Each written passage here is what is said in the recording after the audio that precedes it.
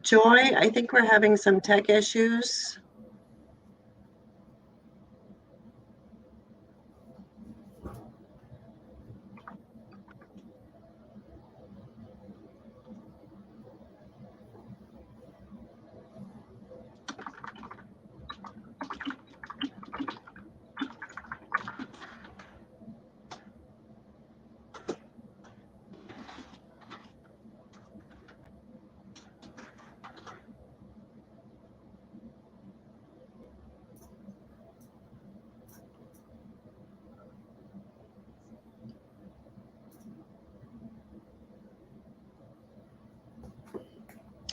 Please stand by as we work out some of our tech issues.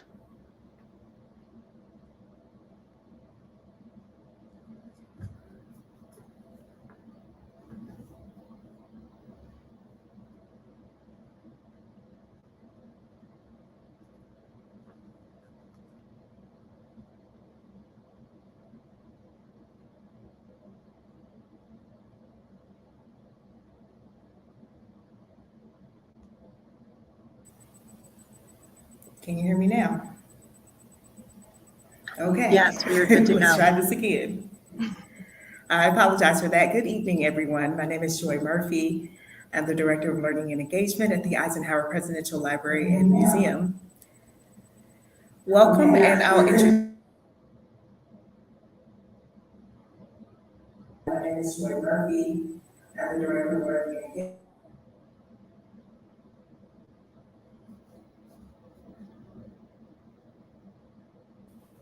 I'll introduce Emily Smith and stop talking. Thank you to Joy for the introduction and to the Eisenhower Presidential Library for asking me to speak. My name is Emily Smith, and I'm coming to you live from Joplin, Missouri. I am currently an instructor at the Missouri Southern State University in the Communications Department, where I oversee their student newspaper, The Chart. Before joining Missouri Southern's faculty, I taught for 14 and a half years at Pittsburgh High School in Pittsburgh, Kansas. And I am currently in my first year of the doctoral program at Kansas State University and the Staley School of Leadership, focusing on leadership communication. And I'm going to talk to you tonight about an experience that I had with 6 of my students in several years ago. And to kind of get us started, I'm going to start with a short video to kind of get everybody caught up. Investigative reporting by a group of student journalists forced their new principal to resign. Amy Robertson was hired last month to lead a Kansas high school. When the students set out to write a story about her, they found some inconsistencies in Robertson's credentials. Omar Villafranca's in Pittsburgh, Kansas, inside the high school before her first day. Good morning. There's a job opening at Pittsburgh High School because of what happened in this small newsroom. Student journalists started asking questions about Amy Robertson, and they found things out that the school board did not. They found out that the incoming principal's advanced degrees were not worth the paper they were printed on. No one really knew who she was, and so we wanted to shed some light on that. When students at Pittsburgh High School started asking routine questions about incoming principal Amy Robertson, they didn't like what they heard. Looking to her background, we noticed several discrepancies and several red flags. That's when 17-year-old journalists Gina Matthew and Connor Balthazar went to work. In last week's issue of the Booster Redux, students detailed a March 16th conference call where Robertson gave them incomplete answers, conflicting dates, and inconsistencies. Robertson, who was interviewed for the position from her home in Dubai, said she earned a master's and a doctorate from Cortland's University online, but that she also occasionally traveled to the on-site campus in Stockton, California. Cortland's University was unaccredited, and it also had discrepancies within being a diploma mill or degree mill. This website for Cortland's University shows a commencement ceremony, but that photo is actually from Wake Forest University. A spokesman for the U.S. Department of Education tells CBS News the department does not have a record of Cortland's University. We had 2 committees of people who interviewed her. Superintendent Destry Brown says he's proud of the students and says Robertson's $93,000 a year hiring was doomed without the proper documentation. They wouldn't be able to get a license in Kansas. So eventually I'll just say the chickens would have come to roost. Most people don't want their taxpayer dollars going towards the salary of somebody that lied. In looking out for their school community, these students also learned the value in shoe leather reporting. We understand our roles, and that is to present the truth. Robertson's undergraduate degree is also in question. A spokesperson for the University of Tulsa tells CBS News Robertson did attend but did not graduate. We reached out to Robertson on multiple platforms and did not receive a comment back from her. Nora? All right, Omar, thank you. Now that's what you call real news and reporting. Oh, So driving over today, preparing for this presentation, I thought a lot about that story, and I've talked a lot about it. My students and I are featured in textbooks. We've given speeches all across the country, and if you Google it, you'd be surprised what you would find. And so as I was thinking about leadership and how you frame that and thinking about young adults, I thought I would talk a little bit about how can we empower more than just my 6 students and empower more high school students across the country. And so tonight, I come to you with a brain, a heart, and courage, what teenagers can do without censorship. So here is Mary Beth Tinker and John Tinker. And when people think of leadership and they think of the qualities that manifest leadership, one of the things that people don't realize they think about is age. And I want to talk a little bit about how different teenagers have shown incredible qualities of leadership over time. So I'm going to take you back in time to the 60s, and we're going to talk a little bit about the Vietnam War. So when the Vietnam War was going on, Mary Beth Tinker and her brother John and another, her cousin and a friend from the neighborhood got together, and they decided that they didn't agree with what was happening, and they wanted to find a way together to voice that dissent. And so they decided to come up with a black armband. And so they had agreed upon a day to wear the black armband. And when the principal found out, the principal told the students, if you wear the armbands, you will be suspended. And they showed up to school and they had the armbands on and they were suspended. So what resulted from that action turned into a court case that landed at the Supreme Court. And the final decision was reached in 1969. But in a 7-10 ruling, the court decided that students nor teachers, quote, shed their constitutional rights to freedom of speech or expression at the schoolhouse gate. And this was a precedent that was set that basically that students had the same freedoms and responsibilities as other working journalists and other adults. And it was kind of it really was a game changer in a lot of ways. The interesting thing, and I listed the dissent and I wanted to kind of draw attention to it, so I bolded it. In the dissent, the justices argued that students attend school to learn and not to teach. And in my experience, I have probably learned more from my students over the 15 years I've worked with them than I probably have taught them. Everything was rosy in the world of scholastic journalism until we arrived to the 80s. And in the 80s, we had another court case arrive at the Supreme Court that had to do with student expression. And this court case came out of Missouri. And what happened was in 1984, students were doing an issue, and there were 2 stories within there that the principal decided were not appropriate. And without even speaking to the editors of the paper or the advisor, he cut off the last 2 pages of the paper. So when the paper was printed, which they printed about 4,500 copies, those 2 pages were completely missing, and they had no idea they weren't included.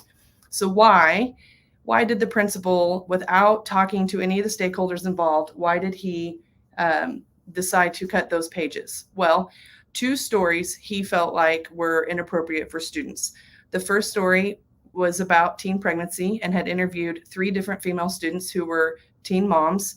And then the second story had to do with divorced parents. And he felt like students shouldn't be talking about sexual activity, birth control or what he thought of as a broken home, because he said students had enough to worry about. So this is the double page spread that the principal decided not to print. You can see it's not too scary. And even in the 80s, they got a little creative because you have your clip art there of a pregnant woman. So what happened was when Kuhlmeyer reached the Supreme Court, this time the Supreme Court sided with the school district in a 5-3 ruling, and basically they passed the responsibility back to the school district to deem what was considered appropriate or inappropriate. So once Kuhlmeyer kind of changed, or Hazelwood kind of changed the landscape for student expression in the 80s, states took matters into their own hands and passed student expression laws. So as a result, and here we have Mary Beth, who was 13 years old at the time when her court case started, and her brother John. And then there's Kathy Kuhlmeyer, who was the person listed in the Supreme Court case, who at the time was a junior in high school as the editor of the Spectrum and was only 17 years old. So in 1992, Kansas had several people get together and build momentum to get legislation passed to provide student journalism protection, not just for students, actually. Kansas also includes advisors. And they had trouble getting the legislation passed. And they, on the second rally, had more people support the bill. And as they were testifying against whether or not, reasons why it should pass, a student who was from Northeast Kansas, who was very active in the journalism community, was supposed to testify. And what happened was, when her principal found out she was supposed to testify, he told her she was not allowed. And so in the middle of testimony, when the legislators heard that the principal told the student that she couldn't express her First Amendment rights, they rallied and they passed the act in 1992. A survey in 2016 of over 460 high school students just in the state of North Carolina found that 38% of them did not feel that they could discuss certain sensitive topics. The two topics that were the most taboo for them to discuss was the legalization of marijuana and LGBTQ. So now we find ourselves, we went from the 60s to the 80s to 2016. And in 2016, at that time, less than 10 states, I believe, had student press rights. And at the time, of course, Kansas was only one of them. And so in 2016, 9 states were voting on legislative measures regarding marijuana. 4 of them were in regards to medical marijuana usage, and 5 had to do with recreational usage. 8 of the 9 states passed marijuana legislation legalizing it, but yet students felt like they couldn't discuss the topic because it was inappropriate or they had been censored from covering it. In addition to that, in 2020, 20 million adults identify in some category of the LGBTQ plus community, which equals almost 8% of our total adult population in the US. And in the graph up above, you can see the demographic breakdown of race in our country. And if LGBTQ was classified as a race, which obviously it's not, but just to kind of demonstrate the amount of people within this demographic, it would be larger than the Asian population and just a smidge smaller than the Black population. California and Texas have some of the largest numbers of LGBTQ population. But one of the areas I want to draw your attention to, that of LGBTQ plus youth, for over 42% or around 42% have seriously considered suicide. LGBTQ youth have some of the largest numbers for mental health and self-harm and suicide. And I think it's important to draw awareness to these statistics, because if you think about what's happening in Florida with their legislation currently of the Don't Say Gay bill, we are talking about possibly having negative ramifications upon our students and our student leaders. So what does that mean? That means that you have student journalists that are attempting to cover topics that are of importance to their local community, their student population, and as citizens of our country. So now we are in 2017. which is when my students had uncovered the unqualified principal to be in charge of our high school. Part of the reason why I wanted to really focus on different aspects of student leadership and other capacities outside of what happened with my students and their personal experience. Number one, because it still is kind of a controversial topic around where we live. Some people still think that the person who was hired was the best fit and it would have been a good thing. And so it's pretty crazy to think that there's still controversy surrounding the story. And so part of what had happened, like when the story came out, like Good Morning America came and filmed it at the high school, which is a video that you saw, not Good Morning America, but CBS News. Good Morning America also came as well. We had media outlets from all across the world reach out. Like I said, my students were listed in textbooks. They were interviewed on radio, online. We had news crews come in from all across the world. Like I can't even begin to elaborate on what a wild time it was. It even resulted in our students and myself and another adult, we were invited to the White House Correspondents' Dinner, and we were allowed to travel to Washington, D.C. so they could be honored at the dinner. But in 2017, the week that the story broke, Indiana was in the process of passing their own law or legislation to provide protection for student journalists. And they had the votes. I think that's the worst thing about this whole thing. I remember when this came across on Twitter, I felt so guilty because I felt like even though my students had done something amazing that really protected our community, other students were being penalized for it. And so when they were trying to pass Bill 1130, they had support. It had passed passed the House with a vote of 88-4 the same week that the principal story broke. And so then what happened was the administrators got together and they reached out to their organization and basically lobbied against the bill. And what happened is they dropped it. The bill did not pass, and the student journalists and the advisors did not get a student press law. And so basically, because of what happened in Kansas, they said, look, we're going to put people in bad positions. Principals are going to be fired. We're going to, they're going to lose jobs. We're here to be in control of these students and not the other way around. And to this day, Indiana still does not have a student press law. And it's as a direct result out of the quality journalism that my students did.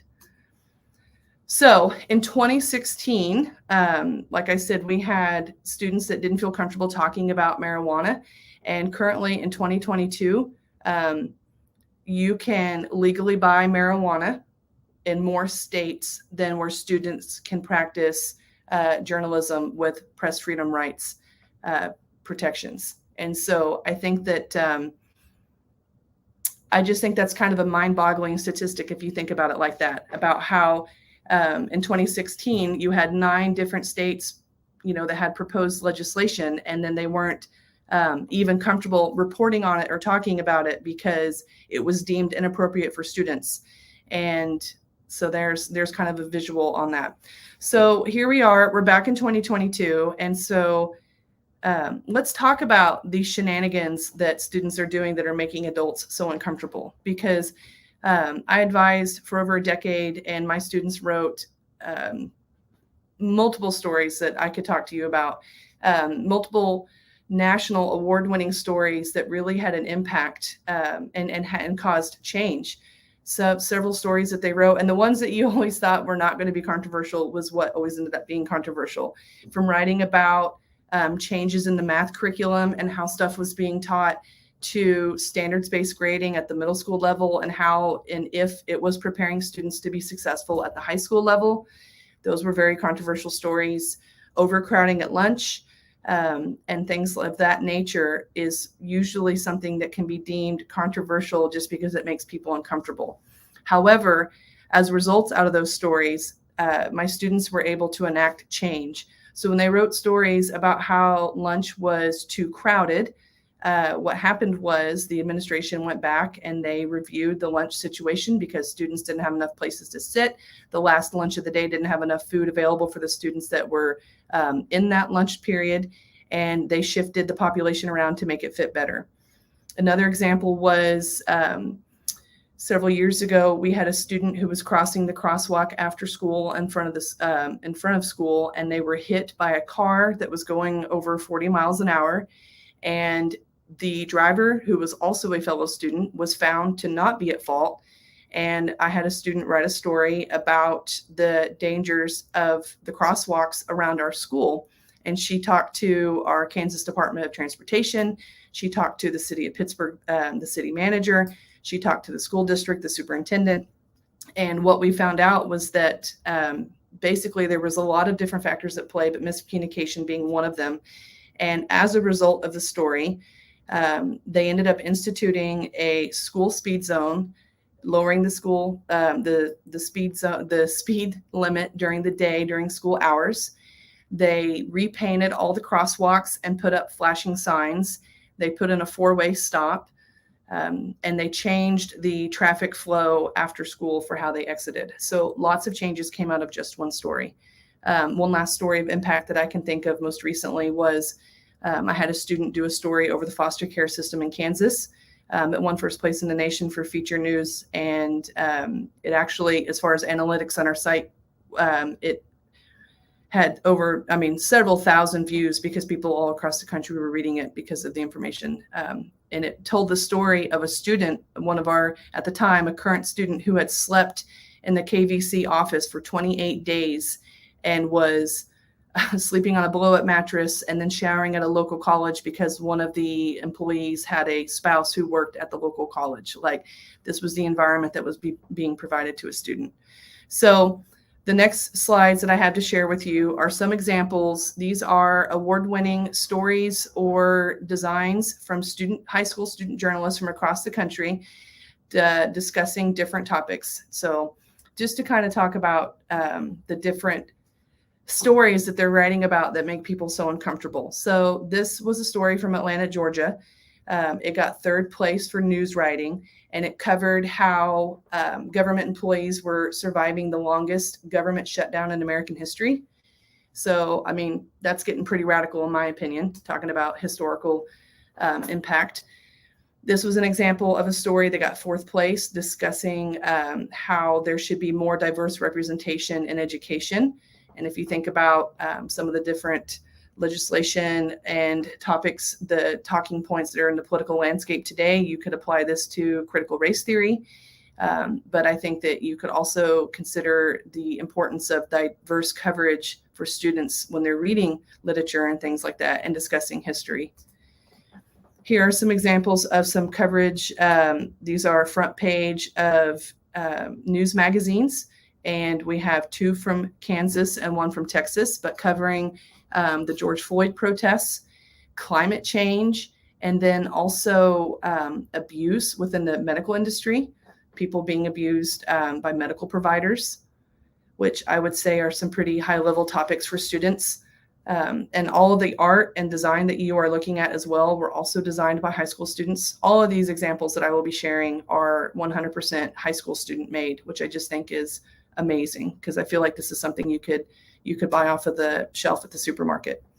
Democracy in action. So this was a design, an infographic design that came out of Lawrence High School, and it got 2nd place, and it was your guide to impeachment. And so it broke down the process for students to make it more accessible to them. On the right is a magazine cover from California talking about opioid addiction and prescription pill abuse. Once again, we're getting a little racy, so please stay with me. On the left is another school from Missouri talking about LGBTQ concerns amongst their students. And then on the right was a story from Florida where they had in-depth coverage of how they had students and citizens that were being sexually harassed on the rail system. And so I thought that was also pretty powerful. some front pages and a front cover from a news mag. We've got 2 from California. So talking about funding for sex education and the legislation that ties to funding for schools and how they teach sex education. A lot of states only provide funding if it's abstinence only.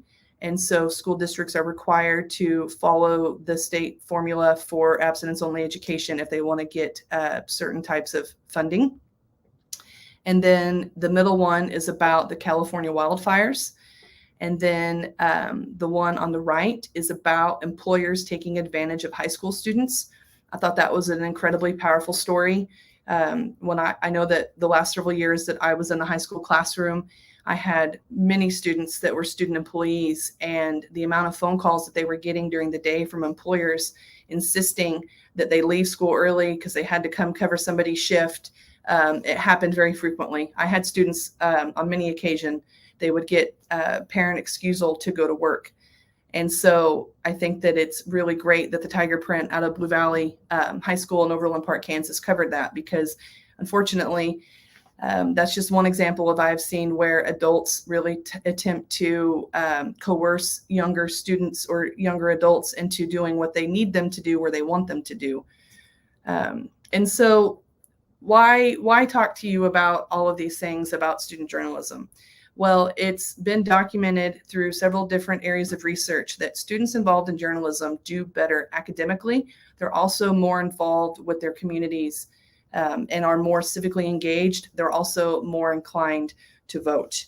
And so here is some information talking about the differences between an entire ACT composite score and then the breakdown across the board with English, math, reading, and science. And students enrolled in journalism scored higher. They're also more likely to be civically engaged. So Dr. Peter Bobkowski and Dr. Patrick Miller are both professors at the University of Kansas in Lawrence.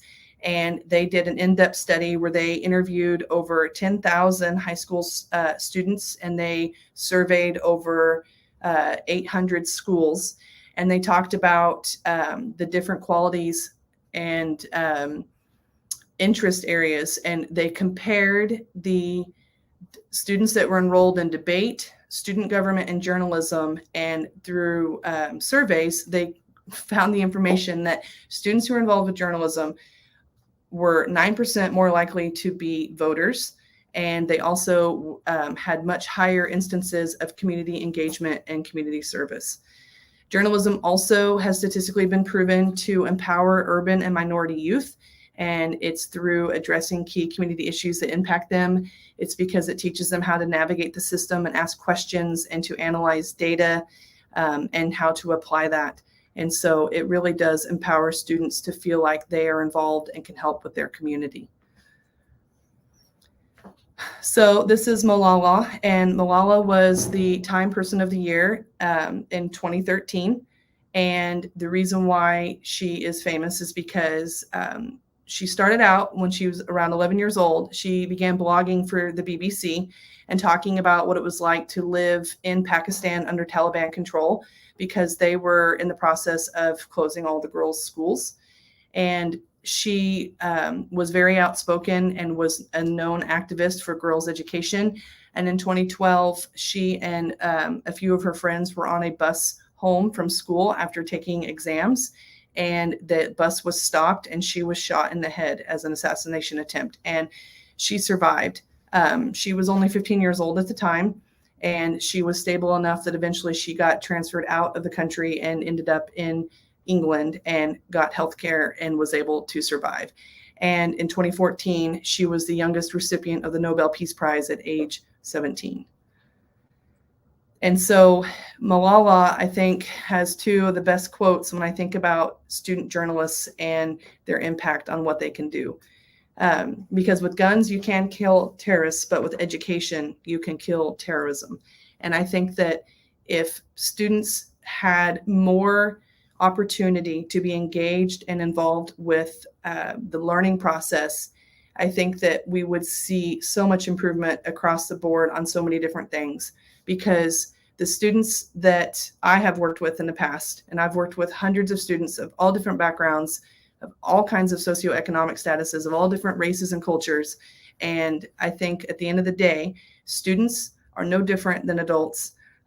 Yes, they're still learning how to navigate things, but for the most part, like they are hungry for autonomy. They are hungry for knowledge, and they're hungry to make a change, and they want to ask questions. And sometimes those questions can really make people uncomfortable. And who do they make uncomfortable? They make people in positions of authority when they have to answer those questions.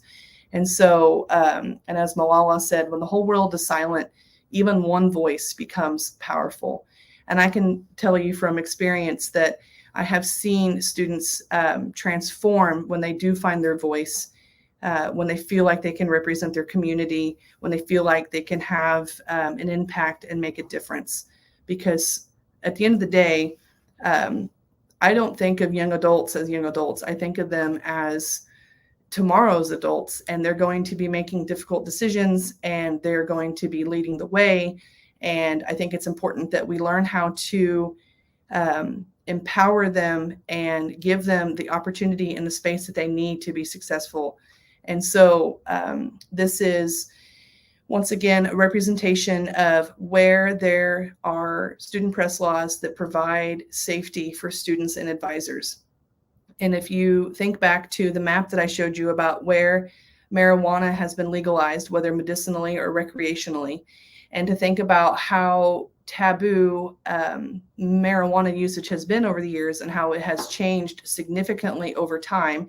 In fact, just last week, President Biden decriminalized some of the marijuana sanctions that have happened, and have released, or is in the works to release, some people that are currently serving time for that. And so there are a handful of states that currently are working on what's called New Voices legislation, where they are attempting to get supporters of the bill to get changes made. But I'll tell you that in today's political landscape, they're having a lot of challenges with finding people to take up support of the bill and to help push it forward. So if you're asking yourself, like, what can you do to help out students? One thing is that you need to pay attention to what's going on locally in your community. You need to make sure that you vote in your school board elections, and you know who is having say within your schools, and not limiting their access to materials. In today's age, if anything, we should have learned that it's not simple to just ban a book, right? Like, we just can't simply take something out of the library anymore. There are too many resources and ways for students to access information. And so rather than limiting their access to knowledge or information that we find uncomfortable, we should be creating spaces where we can have those conversations and guide our students throughout the learning process and give them a safe space to ask those questions, so we ourselves can show our leadership and ability by handling tough situations with grace, just like my students did when they navigated the political landscape of our community, when they did an unpopular thing, which was they disagreed with a person in a position of authority. And throughout the process, when my students wrote that story, they were told repeatedly that, they were wrong, and she was the best candidate, and it would all be okay. And at the end of the day, my students were the ones that were right. Like, they found out that, she had fabricated her credentials. She did not have an undergrad degree. And as a result, she ended up not becoming the principal of Pittsburgh High School. But if they had not have chosen to print that story, she was set to arrive that following week. So it really took, it was a lot of courage on their part to decide to write the story and to print the story. So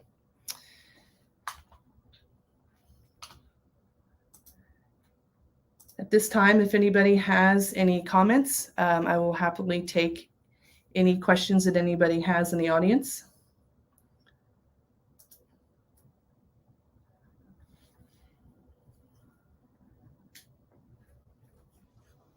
So we did have a couple of comments come through the chat.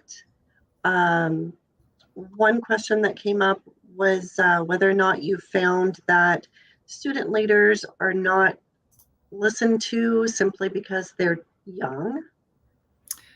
Yes, that is probably one of the biggest indicators for them having challenges. Like from my experience, when students have an issue, when they want to talk to people of authority, when they want to bring awareness to something, a lot of times they are simply dismissed or brushed off. And it's almost like they just want them to go away. They want them to stop talking. And so they will simply, a lot of times, utilize or kind of thwart their authority and kind of push kids back into the box where they want them to be. It's not very hard for an adult to intimidate a teenager. So do you have any more stories about your specific students that were part of this group, and where are they today? Oh, I've got lots of stories. Yes. So actually, so when they wrote the story, they were 5 juniors and a senior. And so,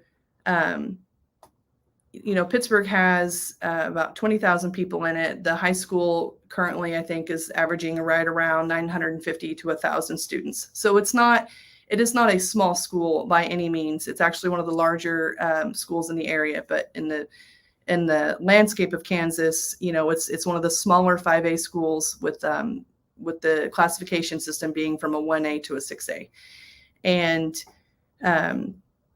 to be principal of a high school of about 1,000 students, like that's a nice job. Like that's a good gig to get. And so when they started the application process, the interview process, they did several different committees. And so I had some of the students who were student leaders in other capacities, and they were included in the interview process.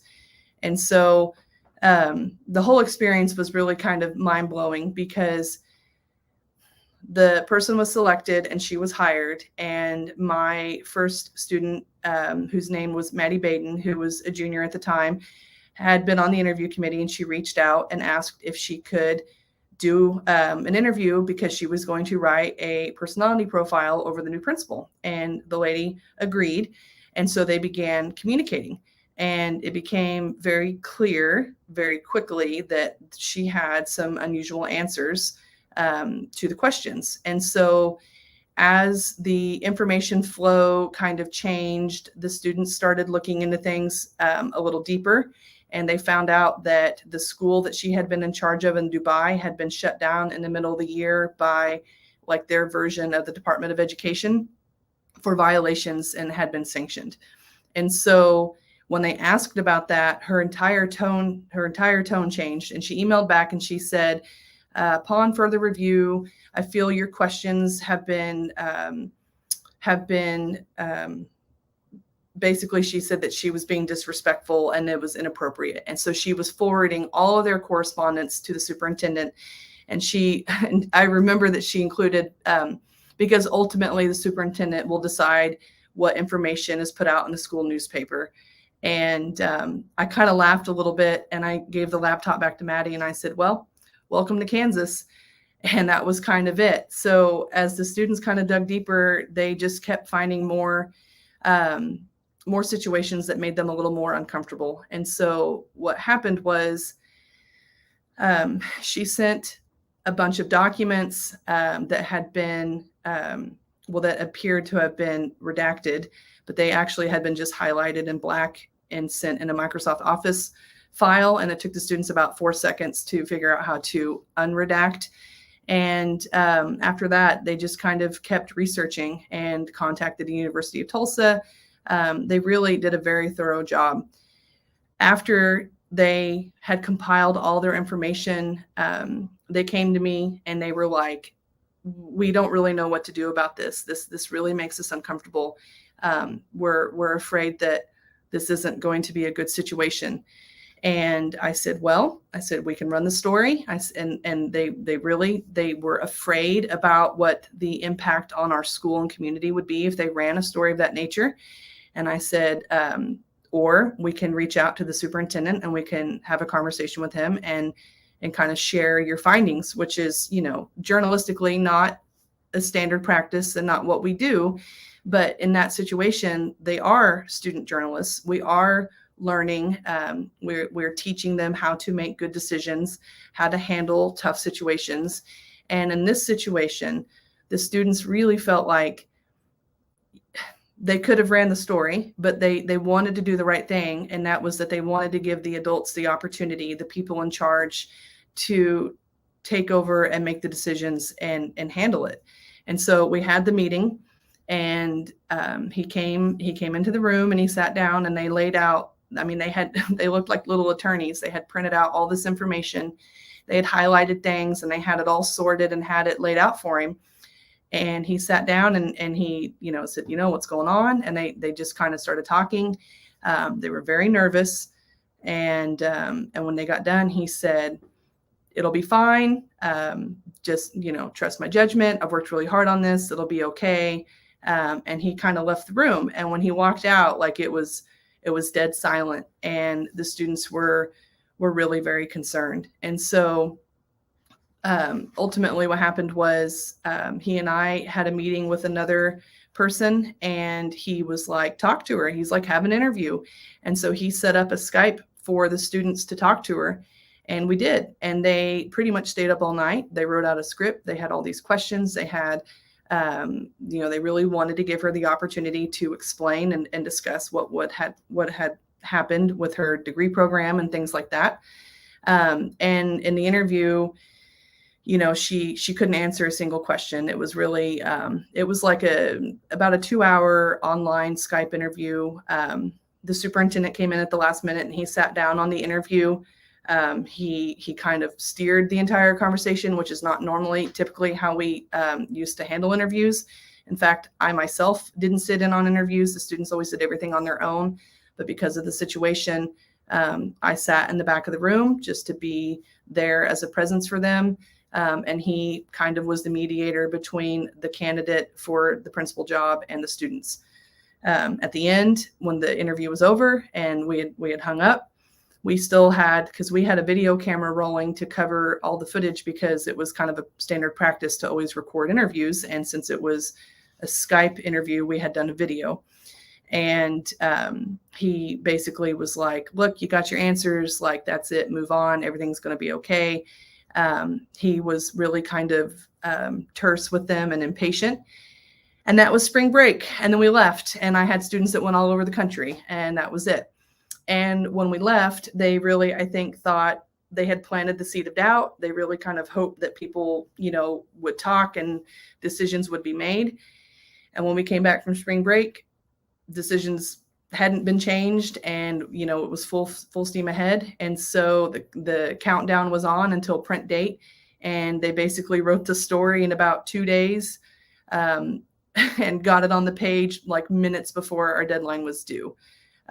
Because I had been on one of the interview committees, I was on one of the committees that reviewed resumes. I recused myself because I did not want to tarnish their story in any way, because I knew that journalistically they would do a really good job. And so I submitted into writing to my principal that I had recused myself from advising on this particular story.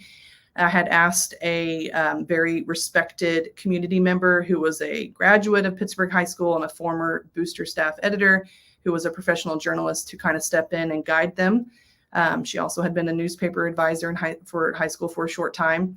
And our state association director of the Kansas Scholastic Press Association, Eric Thomas, also helped guide them throughout the process. So they had a lot of professional support to make sure that they legally and ethically did all the things that they should have to protect themselves and to make sure that they covered the story correctly. We reached out to the Student Press Law Center for support. And one of the things that they recommended was to surround ourselves with professional journalists and to send our story out to get people to cover it. So the day that the story dropped, one of my student editors emailed every single press association member that we could find, from the local newspapers to the larger regional publications, all the way up to like the Wichita Eagle and the Kansas City Star. And that was on Friday, and nobody responded. It was like, hey, we wrote the story. Would you look at it? Not a single response. Saturday morning, All the students are getting ready for prom. And about 3:30 in the afternoon, our local newspaper dropped a story on the website, and the headline said, "Superintendent refutes school newspaper's claims, maintains hired candidate most qualified." And so the superintendent doubled down and said that what the students had reported was not correct. She did have degrees. She would be licensed and certified to be an administrator in Kansas, and everything was fine. And so they got to go to prom and dance the night away. We go back to school on Monday. Everything's normal. And later that afternoon, we got an email that we were having an emergency staff meeting immediately after school. So we go down there, and I sit in the back, and I kind of hide behind people because, like, at this point, I basically wasn't even leaving my classroom. Because on Friday, when the story printed, so like I said, Pittsburgh has about 20,000 people in the population in the city. The newspaper didn't just print for the high school. It also went out as a supplement in the local paper. So my students got a lot of pushback from the community, the school community, and the local community. So on Friday, when the paper came out and people were unhappy with the article, they wadded up the paper and they threw it away in front of students, said it was called us sleuths, and said that, we were fake news. This was all during 2016, 2017. So it was a pretty hot political climate at the time. My students were shamed for being a part of the newspaper.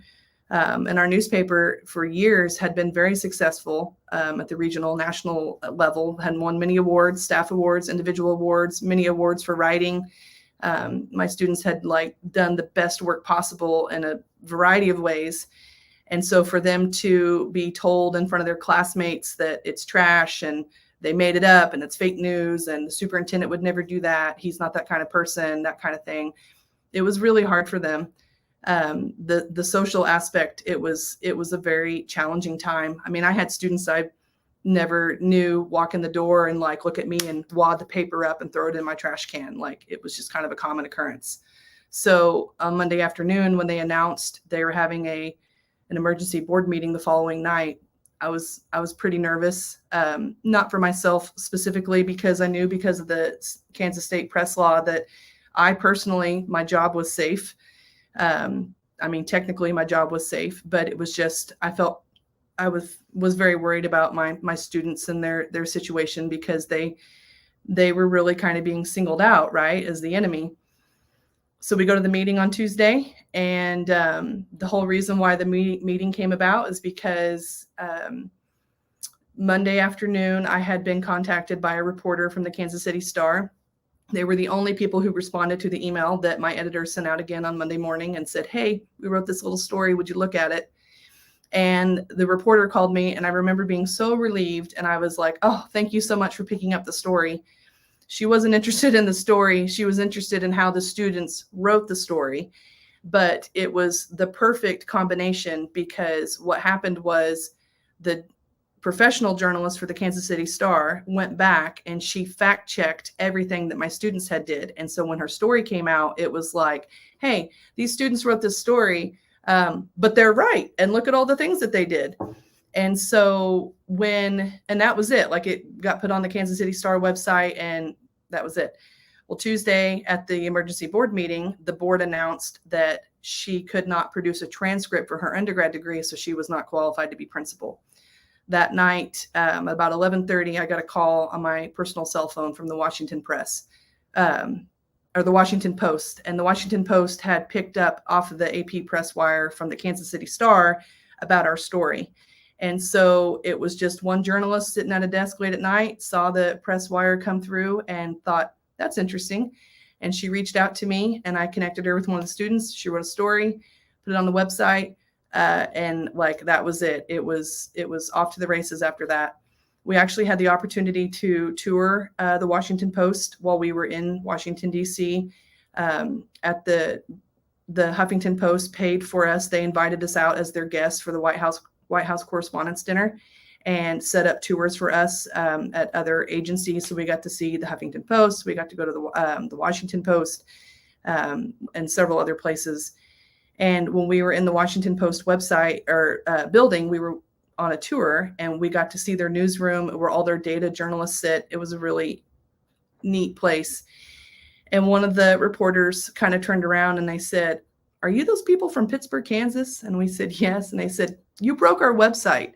When they put the story up about the student's story in, uncovering that she was not credentialed, that was kind of the source of where it went viral. But to think that the students broke the Washington Post website is pretty humbling. So it just kind of went off from there.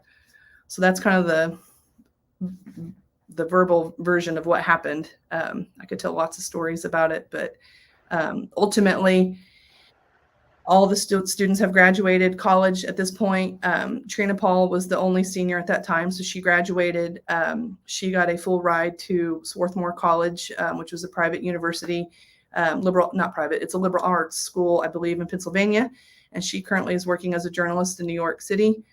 The other five, Maddie Baden just graduated from Oklahoma State and is going to be an elementary teacher. Actually, she's in her first year teaching this fall.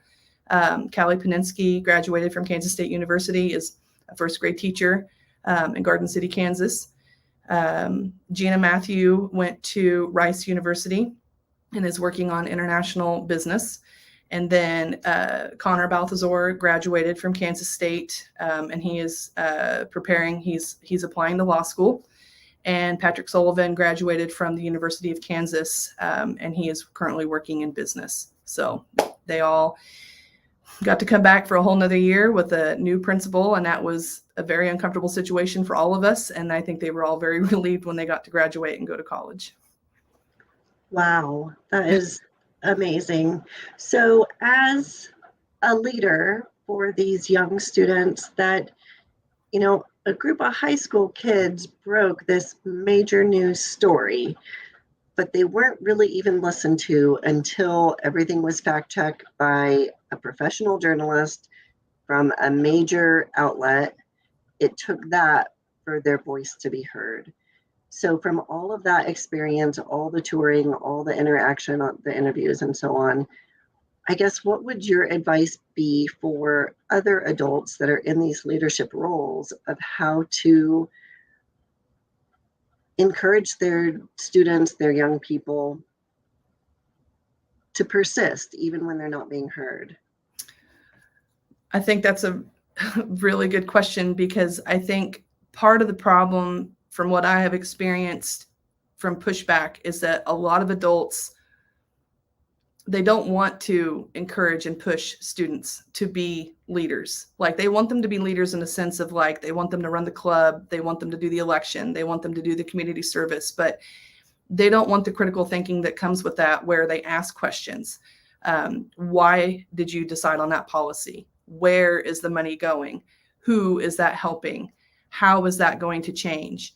And those are the questions I think that usually make adults uncomfortable. And so if you kind of look at the trend, first of all, at the national level, like journalism, to me, media and journalism are two different things, right? But journalism gets lumped in with media. And when people think of media, they think of CNN and Fox News, but journalists are out there working every day to bring important information to the masses. And it's just been kind of shoved by the wayside. And so that starts at a young age, right? Like when your 5-year-old asks you a question like, why do I have to do that? You don't tell them because I said so. You tell them the reasons behind it, because when you tell them the reason behind your decision, that gives them an opportunity to understand. And it gives them the opportunity to then rephrase the question or to ask a different question. Wow, I didn't know that's why you decided that. Why did you decide that? And well, it's dangerous, So it really kind of starts at a young age, I think, where we can't be afraid of our children. And I think that a lot of adults are, because they don't want to have to explain things, because a lot of times they don't have a good explanation, or because it's not one that people would want to hear, because it's not the right one. And I think it comes from, you have to instill a strong moral compass. I was confident in my students in being able to report on this story because all of them had been on staff for several years. Most of them had been 4-year staff members. Connor and I almost called him his brother's name, but Patrick had transferred from another school as sophomores, but they were in the program all 3 years after they transferred to PHS. And, we talk a lot about the ethical and the legal ramifications when they make those decisions. And so when you educate them on the reasons why they need to be concerned about certain things or be aware of certain things, because they'll make good choices. And so when it came to the story, we talked about why it was important and how it was best to communicate that. And so, and that goes back to not being afraid to ask and answer questions. And that starts at a young age. And unfortunately, it gets stifled at a very young age. So it seems like we need to ramp up our civic engagement at even the elementary school ages and try to keep those encouraging things moving forward. Well, thank you so much, Emily. This has been a really great program, but before we close out, we do have a couple of things that we would like to share. As always, we could not do these programs without our sponsors, especially the Eisenhower Foundation and their support from the Jeffcoat Memorial Foundation. We're really grateful for their assistance putting these programs together. So we do have some programs coming up that we'd like you to tune into, and hopefully we will improve our technology situation and not have the issues we did tonight. Apologies again for that. But we do have a program. Our next Lunch and Learn is scheduled for Thursday, October 27. This should be a good one, taking a look at Marshall and Eisenhower, Trust and Confidence. We'll get to hear from Melissa Davis, who is with the George C. Marshall Foundation. And then after that, wrapping up our year-long book club, we're super excited to have Susan Eisenhower join us. She will be leading the book club discussion and sharing her book, How Ike Led. So definitely mark your calendars for that one. And then we do have another Lunch and Learn. It will be on the third Thursday instead of the fourth, since you probably don't want to spend your Thanksgiving with us. But we will be learning a little bit more about Patton. We're going to welcome back Kevin Hemel. He's done some programs for us in the past. So with that, thank you very much to everyone for joining us, both in person and online. And we are looking forward to seeing you next time around. Thank you.